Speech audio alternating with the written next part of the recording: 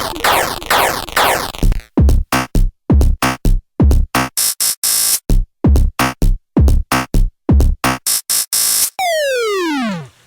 guys, welcome back to Loch's SNES Monster channel, and I just wanted to do a quick video.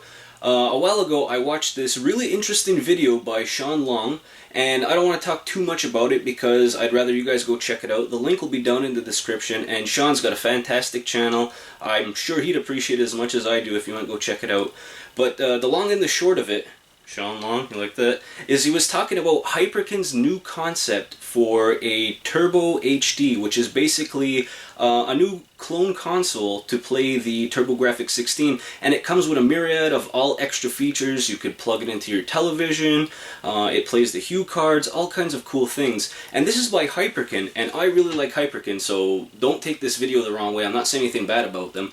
I was just curious if they were really going to go through with this, because if you remember last year or a year and a half ago, they also had schematics out, they had some pictures out for a concept of the Smart Boy, which was going to be an add-on to an iPhone 6, where you could plug it into the phone and it was going to play ROMs or emulation of all the Game Boy games, which, you know, sounds fantastic. It's just, you know, a year and a half later, we still haven't seen it. So I'm not sure if this is just a concept. It might be an early April Fool's joke. And again, let me stress that I really like Hyperkin. I really enjoy their products. The Superboy is amazing. The FC Mobile 2, awesome. Retron 3 should be a staple in any game room. And the Retron 5, another innovation in retro gaming. So like I said, I really like Hyperkin, but it's still in the concept phase, and like I mentioned about the Smart Boy, it may just be something that never comes off the page. It may be an April Fool's joke. I want you to let me know down in the comments after this video what you think of it, along with these consoles that I found.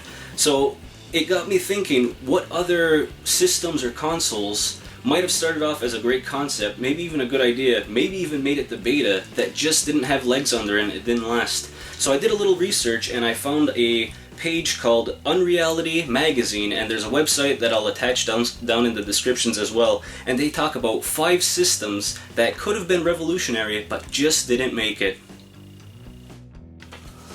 And again guys, I did the research, but all the credit in the world to the website and the author of the article, Drew Hendricks. So the first one I want to talk about is the Ultravision. The Ultravision could have redefined gaming and brought many classic consoles to complete obscurity during their popularity. The Ultravision was created as a console that could play ColecoVision, Atari 2600, and Intellivision games.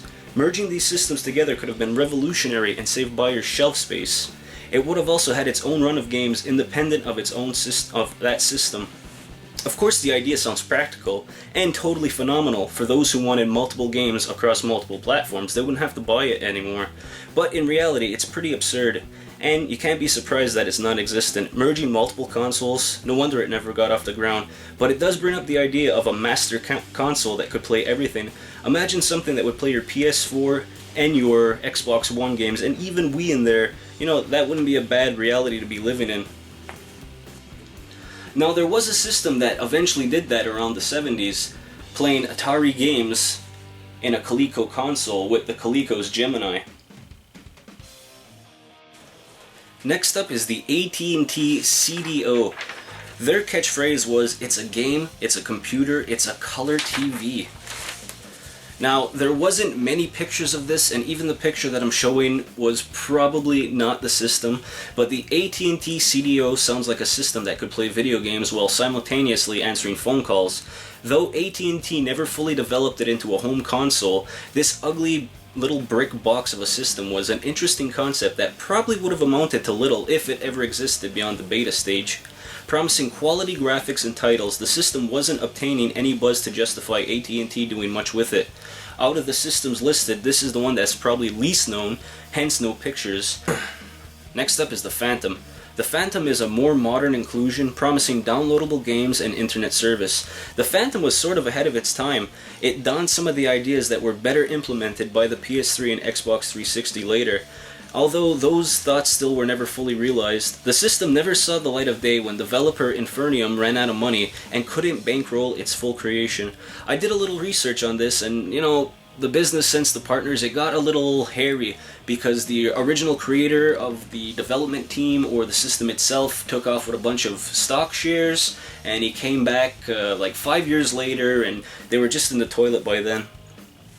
So unlike the other consoles that floated indefinitely in the beta stages, this is the only one that's cancellation seemed justifiable. The Phantom had a lot of promises and could have been something really, you know, that could have jump-started the gaming world, but they just ran out of money. Next is a system that, if you're not familiar with, you've at least heard a few things about. This is the Super Nintendo CD-ROM. So Nintendo originally flirted with the idea of using CD-ROM for its new Super Nintendo CD-ROM system that, for better or worse, never became realized. Nintendo partnered briefly with Sony to bring the system to fruition, but Nintendo worked behind their backs with a company called Philips, who also specialized in CD-ROM technology. Legal chaos ensued, and that project was scrapped, and it later became the cartridge-based system known as the Nintendo 64. You can't exactly say it was a horror story for Nintendo because the 64 was still popular, but Sony went on later to develop the PlayStation 1, which, you know, is an amazing system in itself, and the Philips CDI just got terrible games like Zelda and the Mario titles.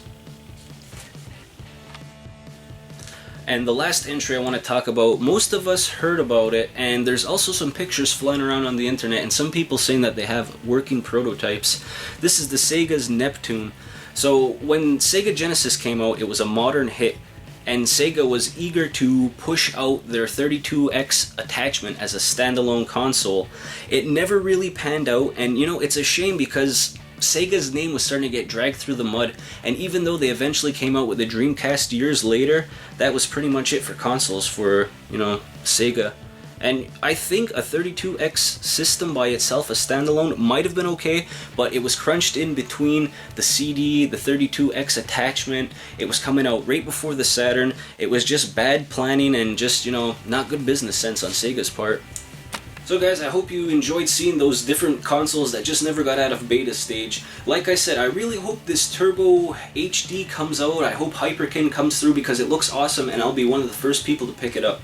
And again guys, check out Shawn Long's information. His video will be down in the description. Until next time guys, thanks a lot for watching. I really appreciate it. I'm out of here.